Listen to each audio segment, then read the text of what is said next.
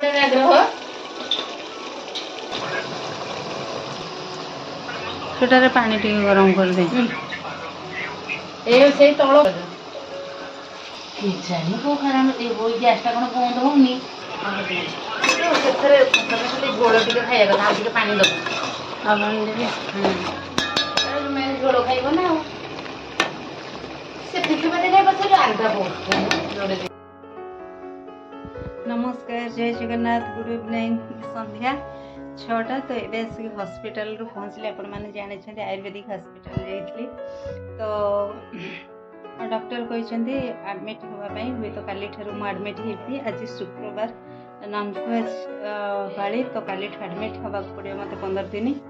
ଦେଖୁଛି କ'ଣ ହେଇପାରିବ, ଏବେ ଆଡ଼ମିସନ୍ ହେଇପାରିବି କି ନାହିଁ ଦେଖୁଛି।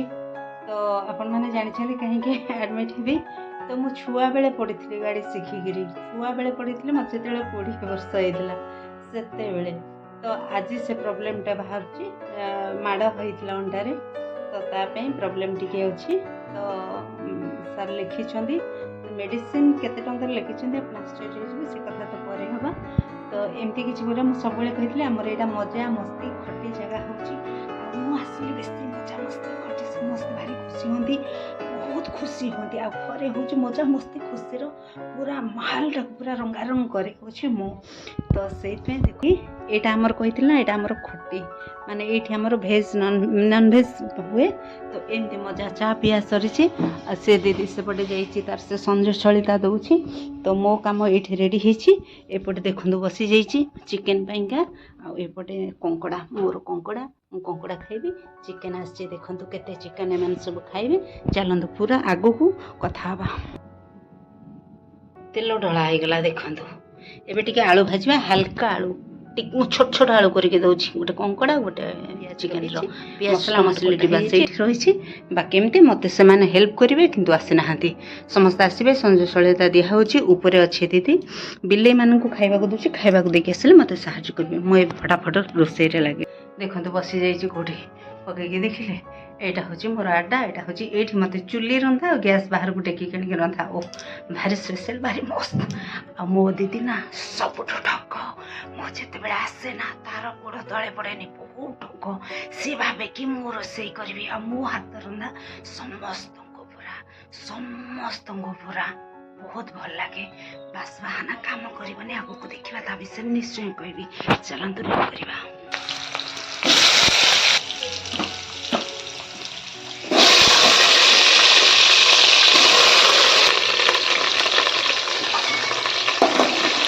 ଚିକେନ୍ ଆଳୁ ଏଇଟା ଭଜା ହେବ। ଏଇଟା ହେଉଛି କଙ୍କଡ଼ା ଆଳୁ, କଙ୍କଡ଼ା ହେଉଛି ମୋର, ଦେଖନ୍ତୁ କେତେ ବଡ଼ ବଡ଼ କଙ୍କଡ଼ା। ହେଇଯିବ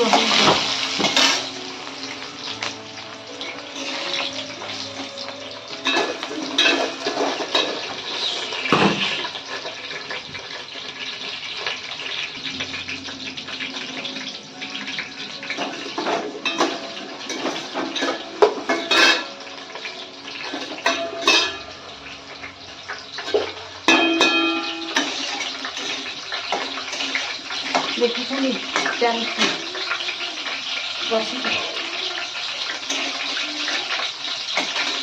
କ'ଣ ଟିକେ ଏଇଟାକୁ ଛାଣିଦେବା, ଏଇଟାକୁ ତେଲରେ ଛାଣିଦେବା। ଏଇଟାକୁ ଛାଣିକି ମୁଁ କାମ୍ବିକି ଖାଇଦେବି। ଏଇଟାକୁ ତେଲରେ ଛାଣିକି କାମ୍ବିକି ଖାଇଦେବି। ଗୋଟା କୁକୁଡ଼ା ଖାଇଲା ଚାଲ ଚାଲ। ଏଇ ଘରକୁ ଯା, ସନ୍ଧ୍ୟା ହେଲାଣି।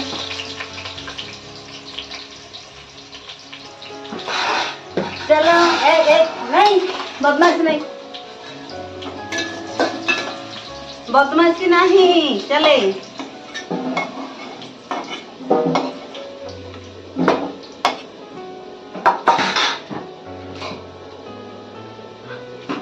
ହାତଟା ଧୋଇଦେଲି, ବିଲି ଧରିଥିଲି।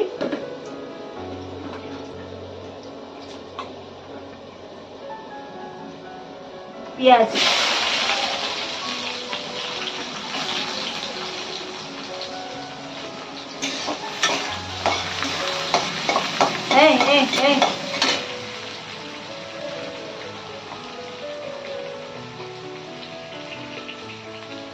ଟମାଟୋ ଦେଇଦେବି।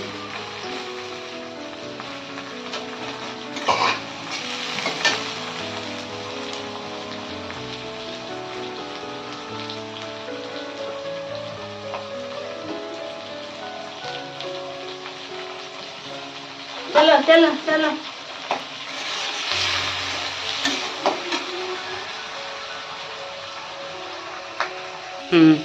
मालू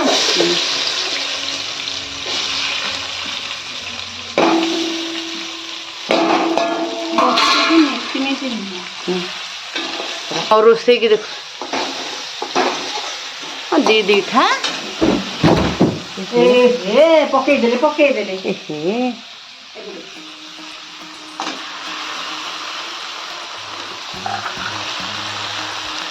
कंकड़ा दवा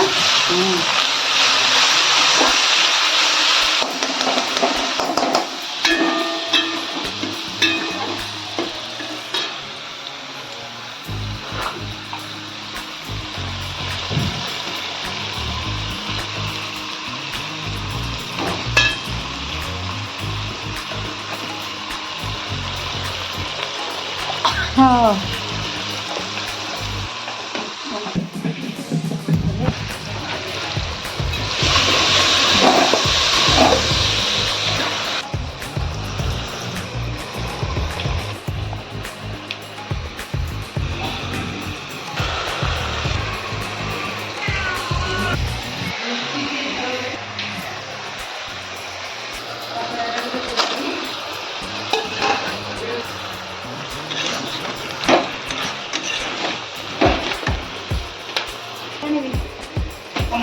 नहीं नहीं से गुटी को होगा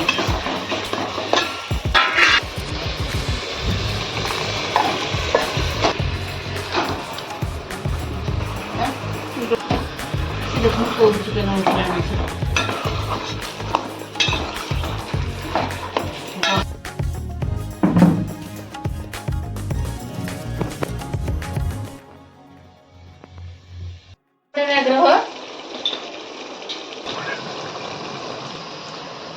ସେଟାରେ ପାଣି ଟିକେ ଗରମ କରିଦେ ଏ ସେଇ ତଳ କେଜାଣି କୋଉ କାରଣ ଏ ହୋଇ ଗ୍ୟାସଟା କ'ଣ ବନ୍ଦ ହଉନି ସେଥିରେ ଝୋଳ ଟିକେ ଖାଇବା କଥା ଆଉ ଟିକେ ପାଣି ଦେବୁ ଆଉ ପାଣି ଦେବି ମେନ୍ ଝୋଳ ଖାଇବ ନା ଆଉ ସେ ଫିକି ବାଦେ ପଛରେ ଆଲଗା ବହୁତ